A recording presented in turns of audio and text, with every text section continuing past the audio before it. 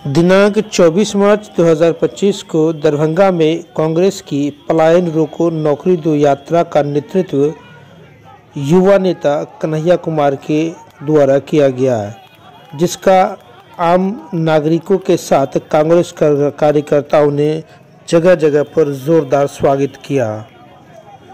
इस यात्रा का उद्देश्य क्या है, सिर्फ इस पदयात्रा के निकालने के पीछे क्या कारण है, ये तमाम बातें कन्हैया कुमार ने दरभंगा के दिल्ली मोड़ स्थित एक निजी स्थल पर प्रेस कॉन्फ्रेंस आयोजित कर उन्होंने कहा।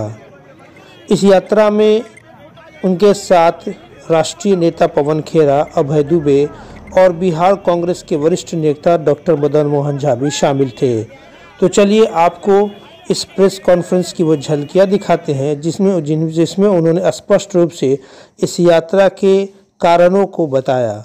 साथ ही साथ उन्होंने ये कहा कि ये वो मुद्दे हैं जो आने वाले समय में हर राजनीतिक दल को ये उठाने पड़ेंगे जो बिहार के हित में हैं। तो चलिए उनके प्रेस कॉन्फ्रेंस को आपको दिखाते और सुनाते हैं। इस गर्मी में कांग्रेस पार्टी के नौजवान हमारे प्रिय कन्हैया कुमार जी पूरी दल बल के साथ एक ऐसा मुद्दा उठा रहे हैं जिस मुद्दे को मुझे लगता है हर राजनीतिक दल को आज नहीं तो कल उठाना पड़ेगा। और आज यह भी समझ में आता है कि जो राष्ट्रीय स्तर पर सत्तारूढ़ दल है वो क्यों हमारा, आपका, मीडिया का, विपक्ष का, समाज का ध्यान इन बुनियादी मुद्दों से हटवाना चाहता है, भटकाना चाहता है, क्योंकि वो अपनी विफलता को ढकना चाहता है और विफलता को ढकने के लिए समाज में विवाद पैदा करना चाहता है। जितना समाज में विवाद होगा उतना नौकरी की बात नहीं होगी, पलायन की बात नहीं होगी, धंधे और व्यापार की बात नहीं होगी। जैसा अभी राम मोहन झा साहब ने जो मुद्दा उठाया, वित्त सहित, वो वाला वित्त सहित जो चाहते हैं ना, ये तो वित्त रहित तो है, हम तो वित्त सहित की मांग कर रहे हैं। तो ये सारे मुद्दों से ध्यान हट जाए बिहार के लोगों का, देश के लोगों का। ये वो षड्यंत्र चल रहा है पिछले 10-11 साल से, खास तौर पे ये षड्यंत्र बहुत तेजी से चलाया जा रहा है। तो ऐसे में समाज के और राजनीति के विमर्श को कैसे बदलें, नैरेटिव को कैसे बदलें, ताकि वो मुद्दे पटल पर आए, सबके सामने आए और हमारे आपके जहन में न रह जाएं।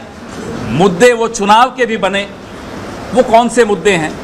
आज 3-3.5 करोड़ मजदूर, बिहार का मजदूर पंजीकृत है, उसकी मासिक आय 10,000 रुपए से कम है। ये स्थिति है, बाहर जाकर भी मासिक आय ये है।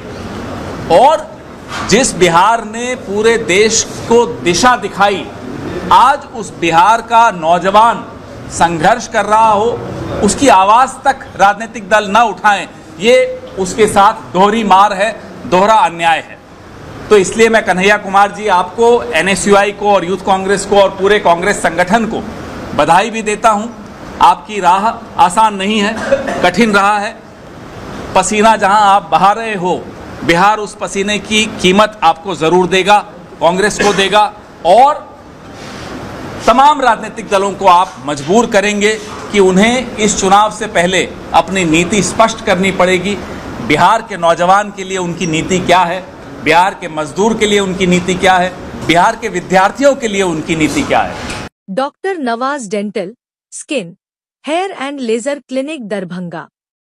इस क्लिनिक में बाल झड़ना, डैंड्रफ, गंजापन, पिंपल, चेहरे पर झुर्रियां एवं दाग धब्बे, सफेद दाग के निशान, चोट के निशान, चेहरे पर कालापन सहित हेयर ट्रीटमेंट और दांतों का संपूर्ण इलाज होता है। हमारे 2 क्लिनिक है। पहला क्लिनिक नियर मिल्लत कॉलेज रहम खां दरभंगा और दूसरी clinic Gangwara near Mithila power mill Darbhanga.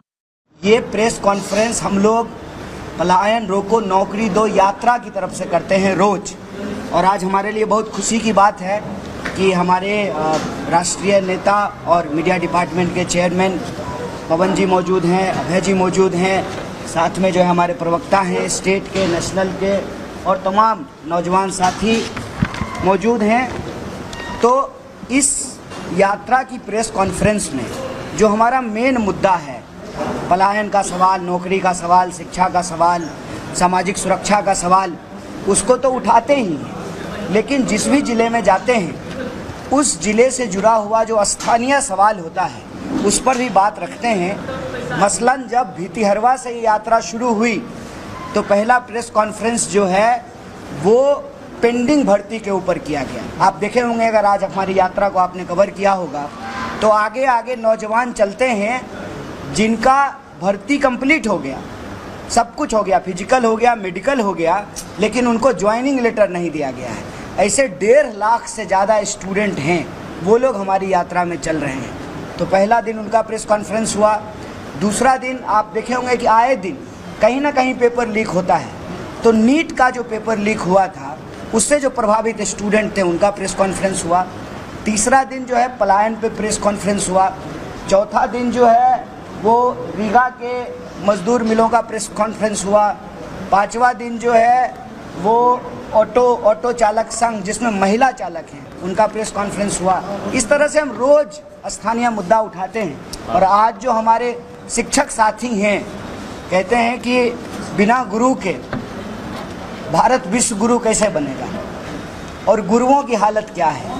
गुरुओं की हालत ये है कि आप उनको उनका दक्षिणा नहीं दे रहे हैं, उनका बेसिक जो है, जो उनका अधिकार है वेतन का, वो नहीं दे रहे हैं। इसी तरह से जब हम रास्ते में आ रहे थे तो कई विद्यार्थियों ने कई सवाल उठाए। एक तो LNMU यूनिवर्सिटी के गेट पर बहुत सारे विद्यार्थी आए, उन्होंने कहा कि 2008 से लाइब्रेरियन की भर्ती नहीं हुई है।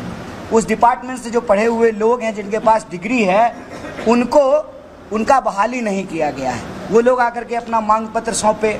साथ ही साथ जो विद्यार्थी खेलते हैं और खेल कोटे से जो है उनको नौकरी मिलती है, एडमिशन मिलता है, उनका जो कोटा है उसको समाप्त कर दिया गया। तीसरा, दिव्यांग लोग आकर के हमारी यात्रा में चले और उन्होंने कहा कि डोमिसाइल नीति लागू नहीं होने के चलते जो बिहार के दिव्यांग हैं उनको नौकरियां नहीं मिल रही हैं। चौथा सवाल, जब हम पोलो ग्राउंड के पास से गुजर रहे थे तो विद्यार्थियों ने आकर के बताया कि पोलो ग्राउंड में आए दिन अलग अलग तरह के कार्यक्रम होते हैं और वहाँ पर जो बहाली में, सेना बहाली की तैयारी करने वाले जो विद्यार्थी हैं, उनको, जो जवान हैं, उनको तैयारी करने में तकलीफ़ होती है कि क्योंकि ग्राउंड ख़राब हो जाता है तो सुबह पे जो है वो दौड़ नहीं पाते हैं। और ये जिला मुख्यालय है, यहाँ खेल के मैदान की ये हालत है, तो ब्लॉक पे जो है, प्रखंड पे जो है खेल की हालत क्या होगी, इसका अंदाज़ा आप लगा सकते हैं। इसी तरह से जो स्थानीय मुद्दा होता है उसको हम लोग उठाते हैं।